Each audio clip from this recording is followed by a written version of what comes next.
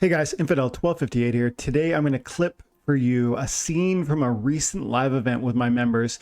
And if you want to be a part of these members only live events on Thursday nights, join my channel at bronze or higher. Bronze is you're invited once a month to these live events. Silver or higher, you're invited every single week. Do not need to be a member to see my live events. I do public live events on Friday nights. So come hang out on one of those and share your questions. This was a great question that we got into around what would it take for me to liquidate my Splinterlands position. I want you to hear all of the thoughts that go into my confidence here with this game, and actually what sort of opportunities would I bite at where I would actually liquidate, and we get into that too. So stick around for all that. And guys, thank you so much for your time and attention. Have an amazing day. God bless. When you mention liquidating your position, do you ever think about how much your collection would have been worth to walk away from the game? I do think about it a lot, Artisan, but here's the thing, my dude. I really, and this will be speaking, maybe I'll clip this and make this like a separate video, because this is something I want people to understand. Like, you guys are my members, you guys understand this stuff, but not everybody gets this. Here's the thing. This game has literally, I would say, made me rich. Like, it's, you know, I know what does rich mean. I mean, it's probably only $250,000 or something like that, but that's crazy. That's a video game.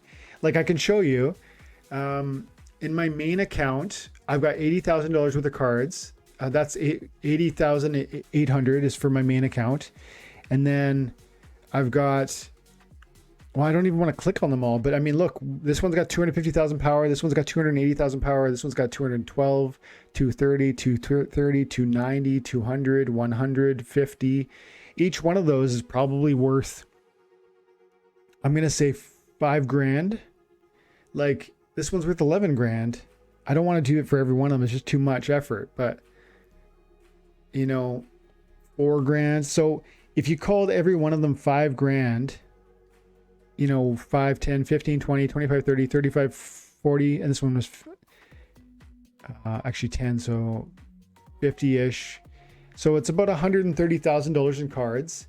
And then I have 4,000 more Chaos Legion packs that are worth $3 each. But really, I don't think they're worth $3. That's the thing. Like, every one of these assets, to answer your question, I don't really think about what if I exited my position completely, because none of these assets, in my opinion, are being accurately valued, because everything in this game, in my mind, is going to grow and grow and grow to a place where these values will seem really trivial.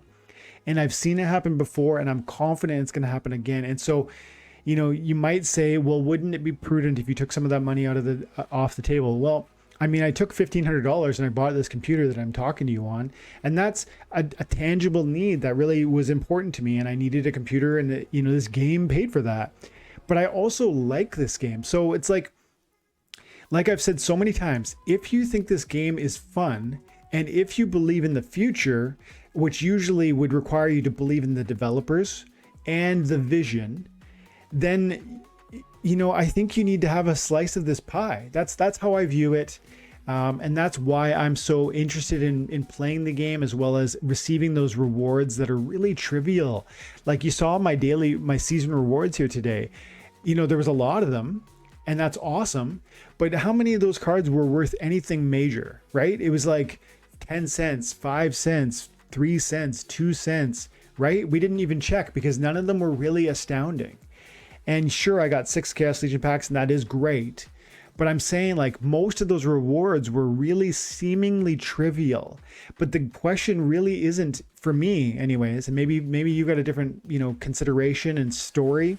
But for me, it's not about what if I liquidated that and put those cards into my pocket, because those are 3 cents or 10 cents. It's like, if I hold on to that, and I believe this, I really, really believe this, if I hold on to that for the next 4 years and just let those things sit there while they're running out of supply, because they will run out of supply. All of those 21 reward cards are going to run out of supply. And when they do, there will be, there is a necessary price appreciation that flows, because It's simple economics. Lack of supply with increased demand means higher prices. That's the basic economic equation that I look at when I look at this game. And so, again, just to answer your question really, really concisely, do I ever think about liquidating or what that would look like for me? I don't, because even though it's like changed my life financially already, and I could cash out and I could, make meaningful life-changing purchases with that money. It really, I'm so confident that the future is bright for non-fungible token video games, and specifically Splinterlands.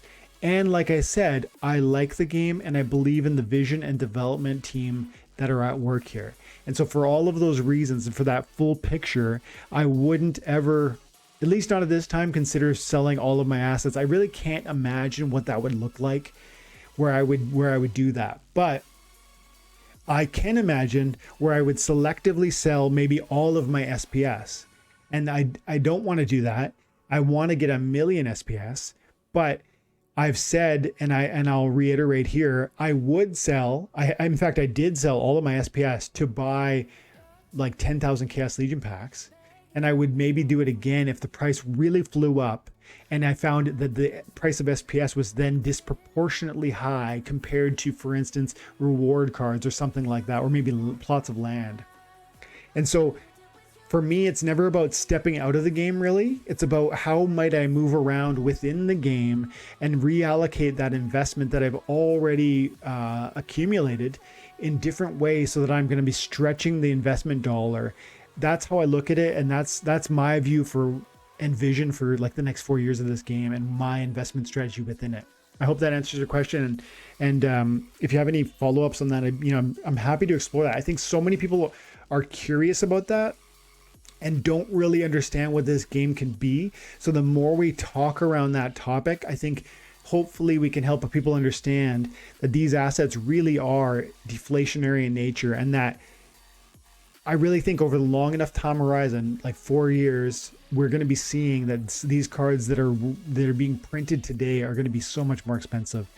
And I'm convinced of it. And so I'm betting accordingly.